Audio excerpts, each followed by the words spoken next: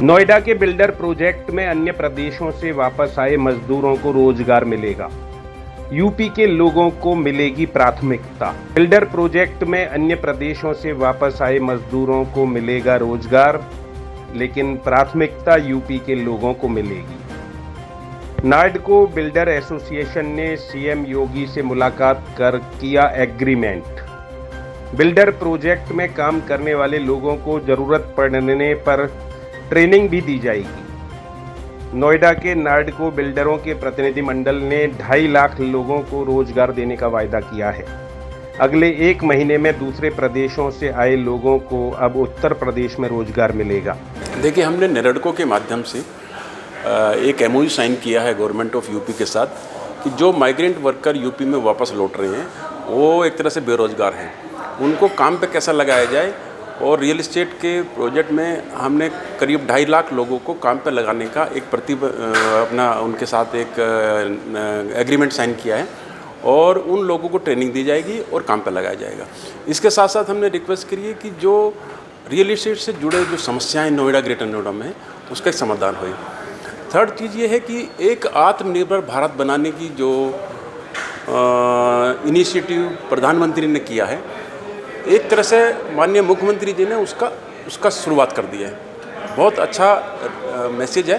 एक तरह से अर्थव्यवस्था का जो पहिया रुक गया था उसको रीस्टार्ट कर दिया है। तो उससे ऐसे लोग जिनको रोज़गार नहीं है उनको रोज़गार मिलेगा, साथ साथ जिन लोगों को घर नहीं मिल रहा था उन लोगों को घर भी मिलेगा। ये ऐसी एक शुरुआत हमने यूपी गवर्नमेंट के साथ की है। आप कितना श्योर समझते हैं कि जो मजदूर यहाँ से काफ़ी परेशान होकर दिल्ली एनसीआर से गए हैं, जो तमाम ऐसे प्रोजेक्टों में भी थे, उन लोगों से मीडिया की भी दवा वो आना नहीं चाहते, आप किस तरीके से उनको लाएंगे?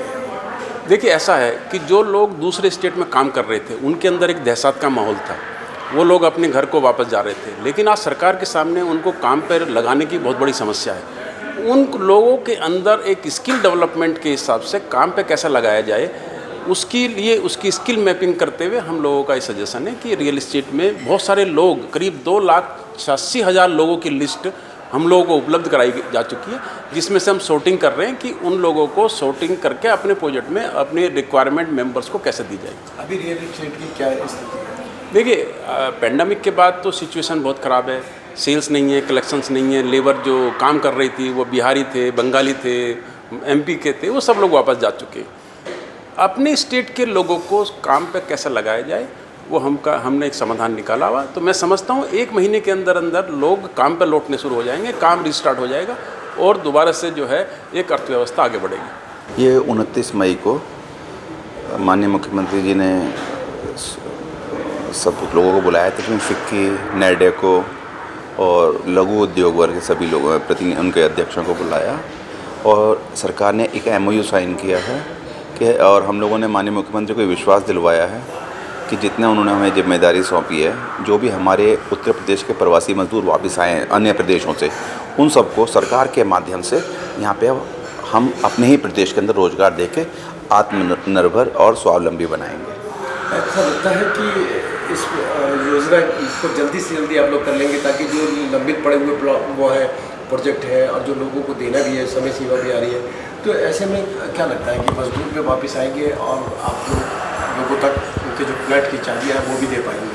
आप जानते हैं कि अभी जैसे 1 जून से ही लॉकडाउन खुला है, इसके बाद इसी बीच में 29 मई को हमें बुलाया था, तो उसका यही एक मैसेज देने का अर्थ है कि जितने भी प्रदेश के अंदर मजदूर आ गए हैं कि उनको भी भरण पोषण के लिए पैसा देना है, भत्ता देना है, तनख्वाहें देनी है।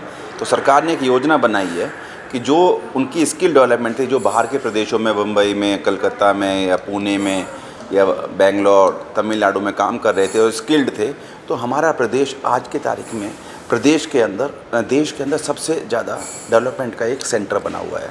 तो माननीय मुख्यमंत्री जी का ये इसमें पहल करी है कि अपने प्रदेश के मज़दूरों को पहले प्रायोरिटी देके अपने प्रोजेक्टों में यहाँ पे जितने भी दिल्ली एनसीआर में और पूरे जितने हाईवेज़ चल रहे हैं उनमें सब में एडजस्ट करना है। तो उनके निर्देशों का पालन किया जाएगा और प्रदेश के अंदर गति दी जाएगी। तो क्या प्रवासी मजदूरों की रहने की व्यवस्था क्या प्रोजेक्ट में ही होगी? हाँ, ये माननीय मुख्यमंत्री जी का ये भी उसमें था कि प्रोजेक्ट के ऊपर ही खाने पीने की व्यवस्था, उनके रहने की अच्छी तरीके की व्यवस्था, वो हम सब लोगों ने उनमें विश्वास दिलाया कि हम सब प्रोजेक्ट के ऊपर ही करेंगे। उत्तर प्रदेश सरकार की और नेरेडको की, दोनों का एक एमओयू साइन हुआ। माननीय मुख्यमंत्री महोदय और हमारे पदाधिकारी सभी लोगों ने मिलकर के 2.5 लाख लेबर डेवलपर्स को रिक्वायरमेंट है, नोएडा, गाजियाबाद, ग्रेट नोएडा, यमुना एक्सप्रेसवे। तो अब 2.5 लाख का जो हमारा एमओयू हुआ है, किस डेवलपर को कितनी लेबर और किस टाइप की लेबर दी जाए, किस को रिक्वायरमेंट किस टाइप की है, टेक्निकल कितने चाहिए, कारपेंटर कितने चाहिए, टाइल लगाने वाले कितने चाहिए और नॉन टेक्निकल लेबर कितना चाहिए, लिफ्ट ऑपरेटर है, हर तरह की लेबर जो है कैसे कैसे सबको दी जाए ताकि जो हमने एग्रीमेंट किया है उतनी तादाद में सब लोगों को यहाँ पर एडजस्ट किया जा सके।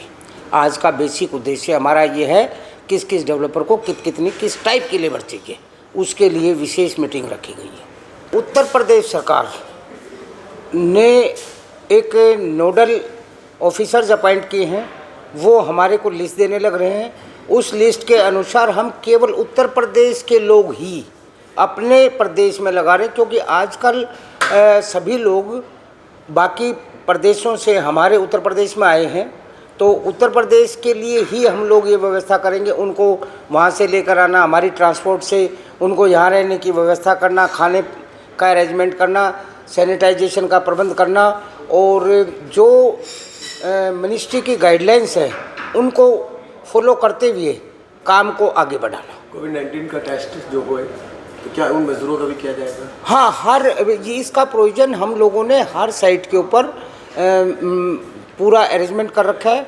बाकायदा हर प्रोजेक्ट पर गाइडलाइन के अनुसार एक डॉक्टर रखा जाएगा, जो किसी प्रकार की कोई प्रॉब्लम होती है तो उसको देख रेख में सारी चीज़ें दुरुस्त की जा सके।